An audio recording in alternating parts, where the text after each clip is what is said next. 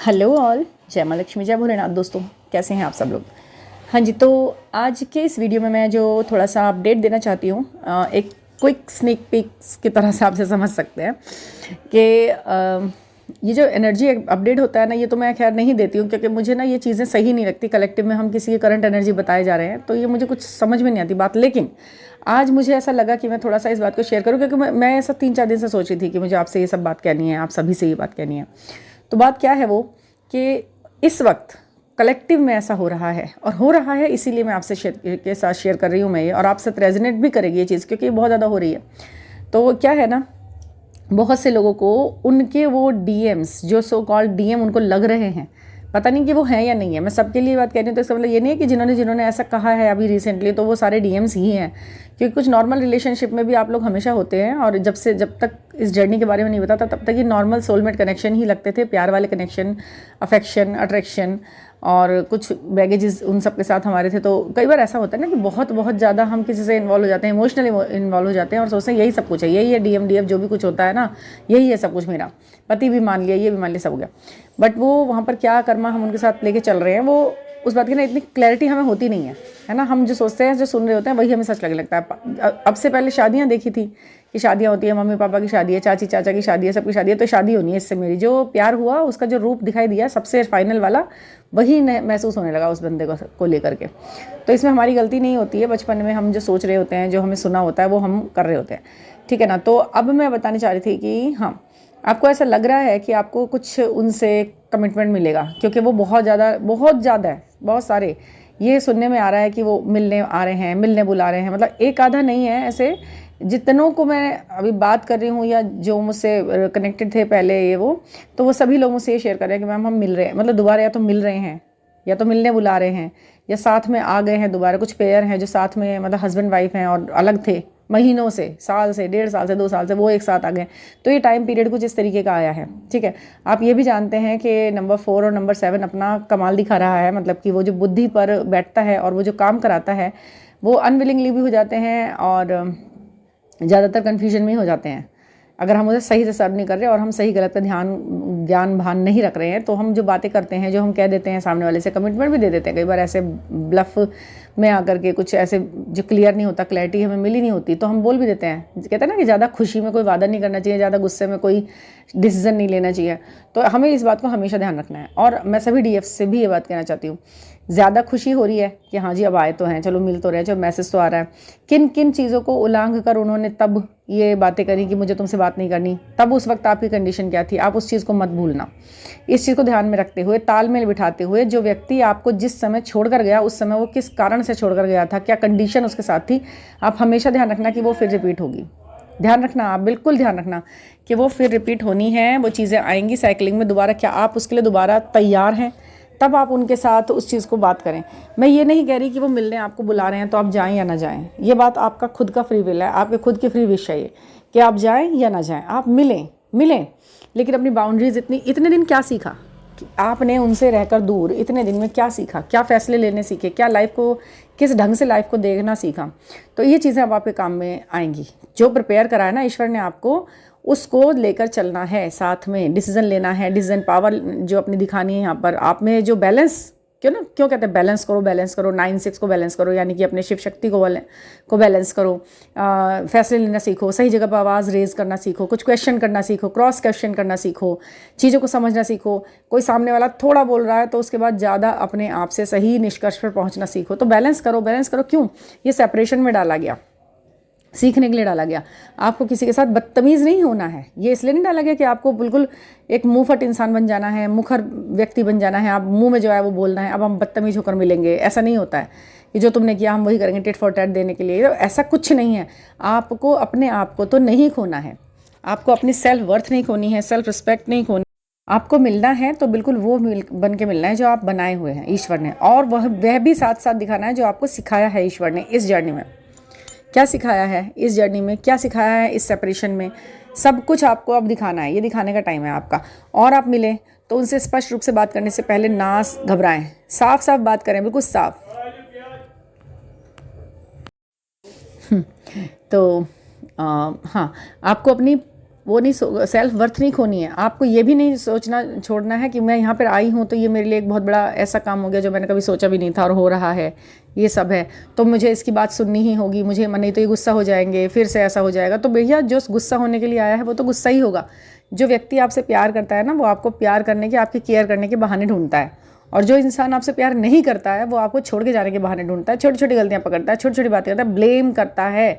जिसके मन में मिलना ही लिखा है कि मुझे मिलना है, तो वो मिल के रहेगा, और मिलेगा भी तो उस ढंग से कि कुछ चीज़ें वो अपनी बदल के आएगा और कुछ चीज़ें वो आपकी बर्दाश्त भी करेगा थोड़ी सी। ये नहीं है कि आपकी गलतियां बर्दाश्त करेगा, नहीं, आपकी मजबूरियां, आपकी प्रॉब्लम्स बर्दाश्त करेगा, वो समझेगा उन चीज़ों को। अगर वो व्यक्ति आपकी प्रॉब्लम नहीं समझ रहा है, आपकी दिक्कतें नहीं समझ रहा है और अपनी बातें ऊपर रखना चाहता है, तो समझ लीजिए कि वो कोई भी चेंज करके वो नहीं आया है।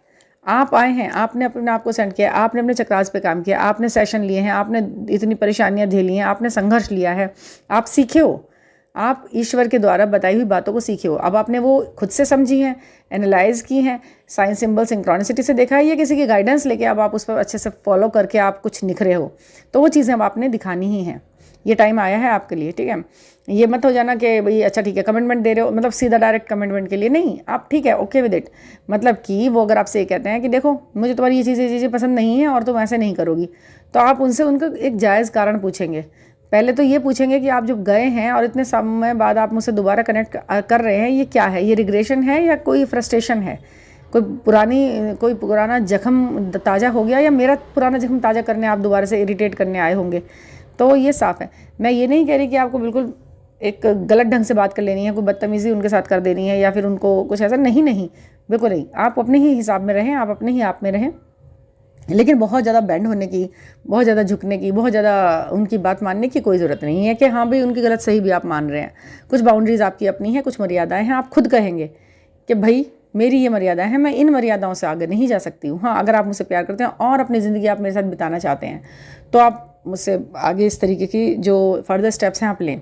और मैं आपको ये भी कहना चाहूँगी कि आप जब इतने समय बाद मिलेंगे ना, तो आपको कुछ लड़कियाँ, कुछ लेडीज़ या कुछ फेमिनिन इस तरीके की होती हैं कि एकदम से ही ना खुशी के मारे, या कुछ भी सोच लीजिए, एकदम डिस्कस कर लेती हैं कि अरे तुम्हें पता है ना, मुझे पता था तुम आओगे और ये सब है, क्योंकि हम जर्नी में हैं और ये मुझे पता था, और ये सब जर्नी वर्ड तो बोलना ही नहीं है। आप अगर अपने DM और DF की नज़र में गिरना नहीं चाहते हैं, और मतलब गिरना ही है, सीधी सी बात, हम किसी से उस विषय पे बात कर रहे हैं जिसके बारे में उसे पता तो है ही नहीं, साथ ही साथ वो इरिटेट भी होता है। आप खुद दे दीजिए ना उसे कारण। ये जो जर्नी वाली बात है ना, ये बिल्कुल ऐसे है बतानी अपने मुँह से, journey, soulmate connection, spiritual path, ये वो सब कुछ अपने मन में रखिए, ये आप ही के लिए है अभी फ़िलहाल। उस व्यक्ति को जब देना होगा तो वही देंगे जिन्होंने आपको दिया है। ये बिल्कुल ऐसा है कि आपने क्या करा कि किसी ने तो आपको कुछ ब्लेसिंग्स दी, या कोई चीज़ उपकार, प्रसाद दिया, प्रसाद आप बिना मांगे उस प्रसाद को बिना मतलब में दूसरों को बांटते फिर रहे हैं, जबकि वो प्रसाद उनको नहीं देना था। जब उन्हें मिलना होता तो वो खुद उस समय वहाँ पे उपस्थित होते ना मंदिर में। समझिए उस चीज़ को, इस तरह से समझिए। जर्नी के बारे में पता होना किसी ब्लेसिंग्स, किसी प्रसाद से कम नहीं है। वो प्रसाद आपको दिया गया, आपके पल्ले में बांधा गया है ना, तो उसे आप ही खाइए बस। दूसरों को दिखा कर खाने की, या दूसरों को बता कर जरा भी बताने की या गिराने की ज़रूरत नहीं है उसको। जैसे हम प्रसाद को करते हैं ना, एक बूंद भी अगर नीचे गिर जाता है, चरणामृत है या कोई हमें प्रसाद में जो चीज़ मिली है वो नीचे गिर जाती है, तो हम कैसे उसे माथे से लगाते हैं, फिर उसे खाते हैं, जो भी करते हैं, या कहीं साइड में गाय को गिर गया है तो। लेकिन उसका ऐसा तो नहीं करते कि हम दूसरों को दिखाते फिर रहे हैं, खिलाते फिर रहे हैं, घेरते फिर रहे हैं, घेरते फिर रहे हैं। मतलब जो इंसान उसकी वर्थ ही नहीं समझ पा रहा उस प्रसाद की, तो उसे भी हम देते फिर रहे हैं। तो इसी तरह है वो। आप बिल्कुल नहीं बताएंगे, कुछ भी नहीं कहेंगे, स्पिरिचुअल ये वर्ड नहीं बोलेंगे उसके आगे, बिल्कुल भी। क्यों बोलना है भाई?